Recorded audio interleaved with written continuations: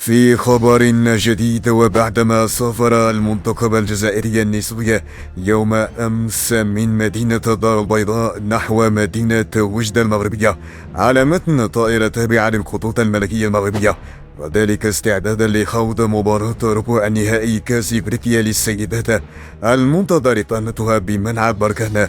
اللافت في الأمر أن الاتحاد الجزائري لكرة القدم لم يصدر أي بيان رسمي أو منشور على صفحته الرسمية حول تفاصيل الرحلة، في تصرف وصفه البعض بالغريب، بينما اعتبره آخرون محاولة لتجنب الإشارة إلى أن البعثة سافرت على متن طائرة مغربية تابعة للنقل الوطني للمملكة المغربية. مصادر مطلعة كشفت أن مسؤولي البعثة الجزائرية لم يجدوا بديلا سوى القبول بالأمر الواقع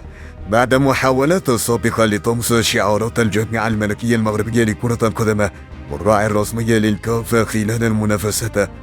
رغم الحساسية السياسية التي تحيط بالموقف، اضطرت البعثة الجزائرية لاستخدام خدمات شركة الخطوط الملكية المغربية الراعي الرسمي لبطولة كأس إفريقيا للسيدات في رحلة نقلتهم مباشرة إلى مطار وجدة أنجاد، الأقرب إلى مدينة بركان التي تحتضن المواجهة الإفريقية المنتظرة. هذا الحدث يفتح مجددا باب النقاش حول التسييس غير المباشر للرياضة من بعض الهيئات، في وقت تسعى فيه معظم الدول الإفريقية إلى ترسيخ روح التآخي والتعاون عبر الرياضة.